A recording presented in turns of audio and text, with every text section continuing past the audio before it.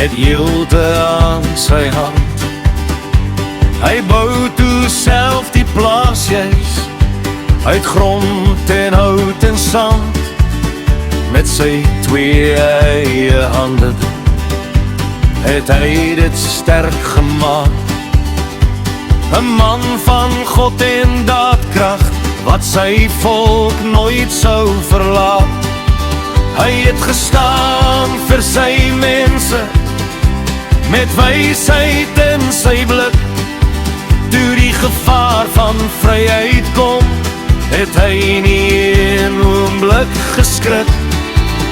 Hy het gelyk gestap, reguit gekyk, sy woord gaf vir rots en seel. 'n boerman met 'n sagte hart en 'n vasberade siel. Ware held, hy het vir land en geloof gestaan. Ware held, Christian sal ewig bly bestaan. Hy het die slagveld net betree, dan het die skoot sy doel gevind. Ware held, 'n man wat God en volk verbind. Ware held. In die Anglo-Boereoorlog het hy vreesloos vorentoe gaan. Hy het geveg vir sy land en mense, vir die stof van sy bestaan. Hulle sê hy kon raak skiet, en nooit het hy misgekyk. As hy mik, dan tref hy koolskoot, soos 'n roepstem oor die vlakte wyd. Met hart van goud en vaste hand, het hy die lyn gehou. Vir elke kind en elke plaas, vir die vlag wat hoog moes bly in rou. Hy was deel van boerevolk, 'n man van 'n bors, sterk en stil, wat in storm en stof kon staan en steeds God se wil kon wil.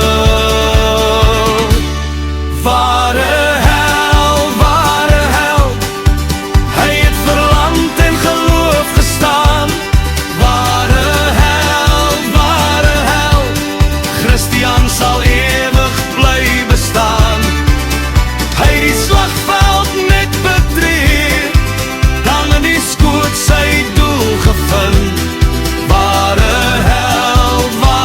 held, 'n man wat God en volk verbind. Ware held. En as die wind oor vlakte sing, hoor jy nog sy naam. 'n man wat nie vir roem gewerk het, maar vir eer en vir sy braam. Hy het gewys wat moet beteken, wat 'n volk kan dra en hou. 'n ware held uit ons geskiedenis, wat ons steeds onthou. Ware held, hy het vir land en geloof gestaan. Ware held, Christian sal ewig bly bestaan. Hy het die slagveld net betree,